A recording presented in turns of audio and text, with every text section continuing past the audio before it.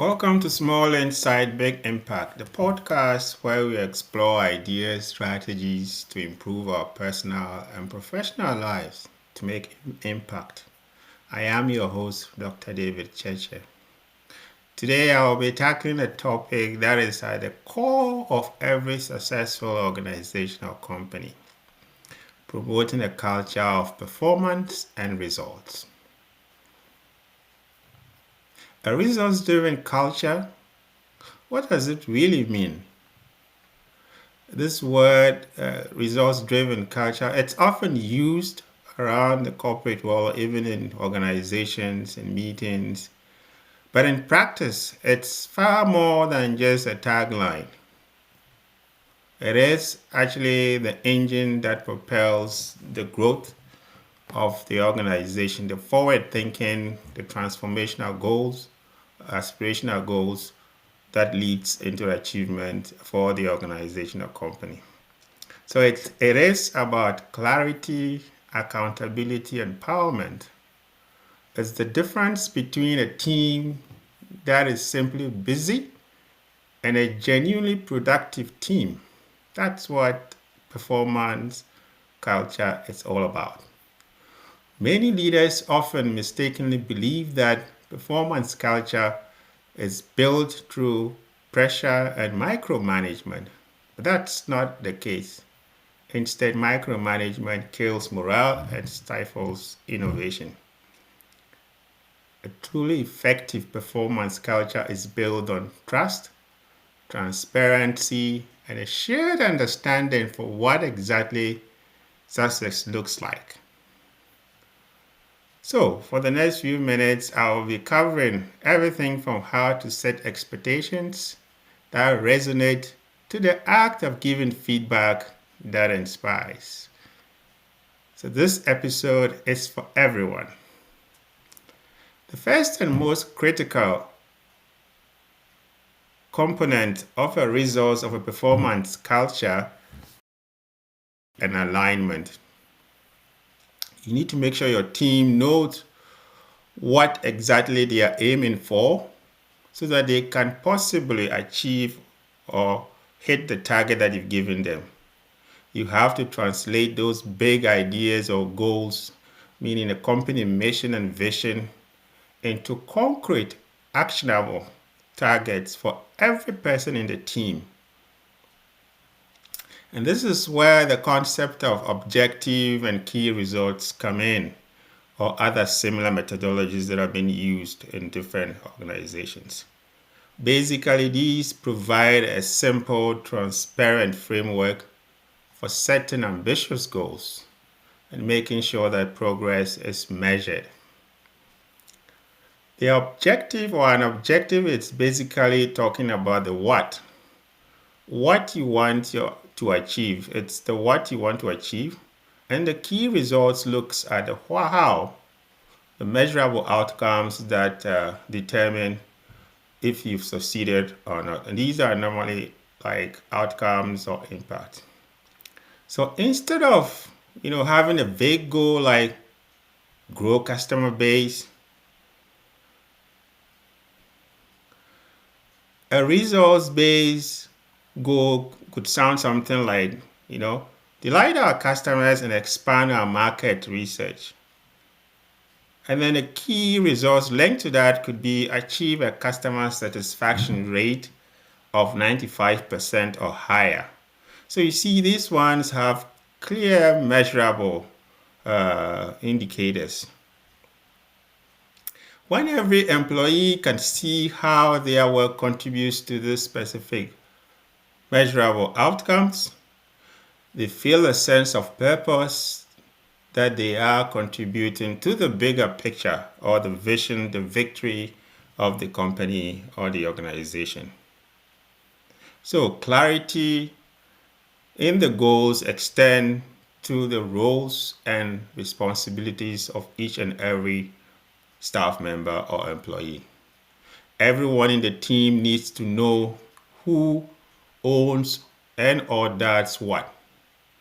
When there is ambiguity, there is inefficiency. So roles and tasks have to be clear to avoid cracks and also avoid wasting resources in terms of time that are being used to address them. Once you have clarity, the next step is to ensure accountability.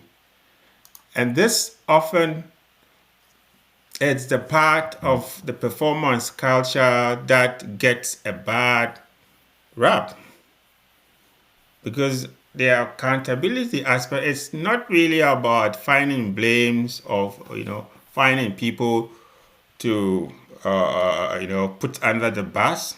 It's mainly about defining ownership, making sure that people know what exactly they have to do and they take steps to own that whole process. And it's also about taking responsibility for each and everyone's commitment and also making sure that success, when they achieve their goals, it's celebrated and they are also able to learn from setbacks and apply it in their tasks to continue a process of high performing tasks. So how do you foster a performance culture that links to positive accountability in your organization or company? Well, there are a couple of things you can do. So one, you need to establish a regular check-in with your team. Instead of waiting for formal quarterly reviews, implement regular informal check-ins. This could be 1 week or 2 weeks. I do them every 2 weeks with my staff. And this should be the opportunity for you to collaborate and share ideas. The focus should be on the staff member, and it should be on progress or roadblocks or support, depending on what the staff member wants to hear. And this should always be like 15 minutes to 45 minutes. And then the location can be decided by the staff member. Remember the idea, it's an informal meeting and it's for you to catch up on issues that are really at the heart of the employee. The other thing that you need to do is to be transparent. When goals are bad or results are bad or good, you have to make them known to the entire family, the entire team. It's not only about talking or presenting good goals, but when things go wrong too, that has to also be communicated to the team. So use a shared dashboard on public project management tools and other tools that you have in the organization to showcase the progress that you are making and also the challenges that you are facing with regards to performance and results in your area. This will create transparency and your team will be motivated, knowing very well that they are all contributing to the progress and also working together to address any challenges that they are being faced as a team. The third thing that you also need to do is to take steps to empower the team and then the individual employees as well. Give your team the necessary tools, resources, and then the autonomy that they need to be able to succeed. Remember, when employees feel like they are controlled over their work and then their ability to make decisions, it's not the best for them. They feel that a greater sense of ownership comes to them when they are allowed to do their own thing. So autonomy, it's very important and it's a powerful driver for performance.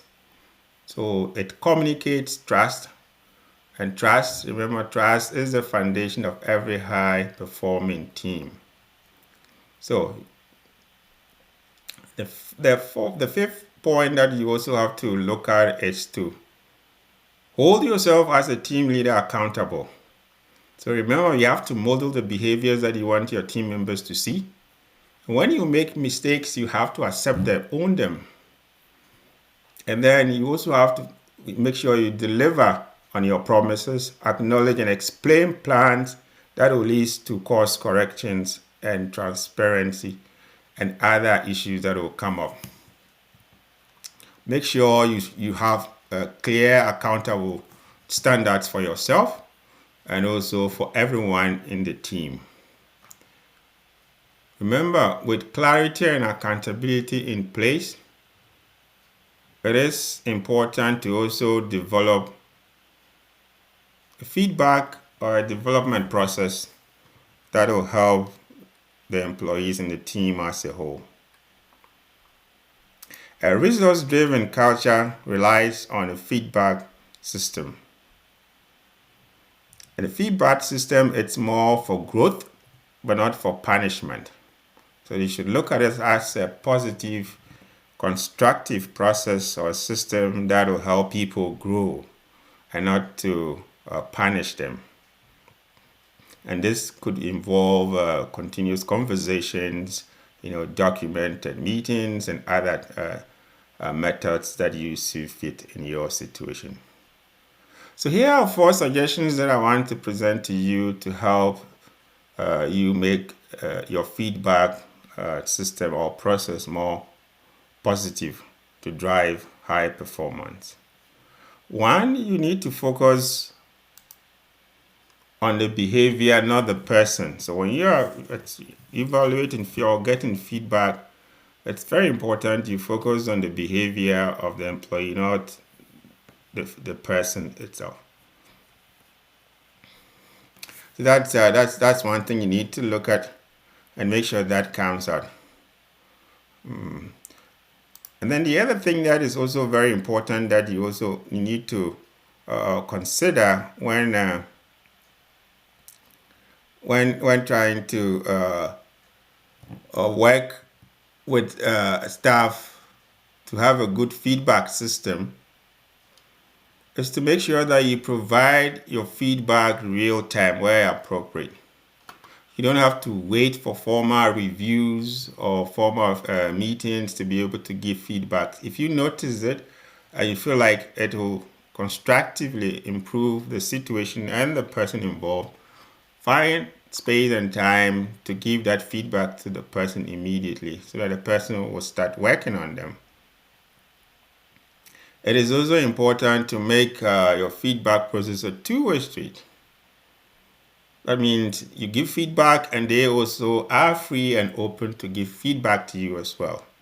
And you both receive it through a positive lens. So in this case, you can ask questions like, what could I have done differently to support you in this particular project? Or what's one thing I could do to be more effective, to be a more effective leader for this team or for your team? So you see that is the questions are developed in a more positive tone that will bring out the positive side for you to use as part of your feedback review process.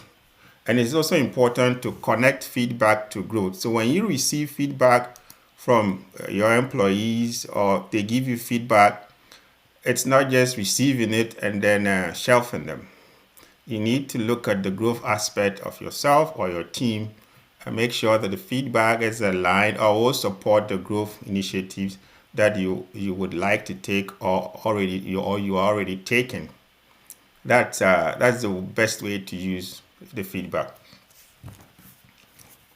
And one thing you also have to consider when using feedback is to make sure that you have an accountability mechanism in place where you are able to check on how far you've used the feedback to develop yourself and where you are not using them. So I would advise you have a peer-to-peer mentor that will check on how well you're actually utilizing the feedback in your development process. The next thing, which is almost obvious but sometimes underplayed, it's in a resource culture, it's to celebrate. Recognize people who do or who produce results and who are high performance in your organization or company. Because if you don't, they will tend to be average because they will not they will feel like their contributions are not recognized, and that could lead to uh, their morale being down and not later on producing more. So you have to find ways to publicly acknowledge them in either whatever way that you see fit in your organization, so that they feel that what they have done or what they are doing has been seen and recognized across the organization. You also have to find a way of rewarding them depending upon what your organization or company policies allow, so that they have the sense of achievement in them. And this could be small rewards or big rewards, depending upon what is appropriate in your company or your organization.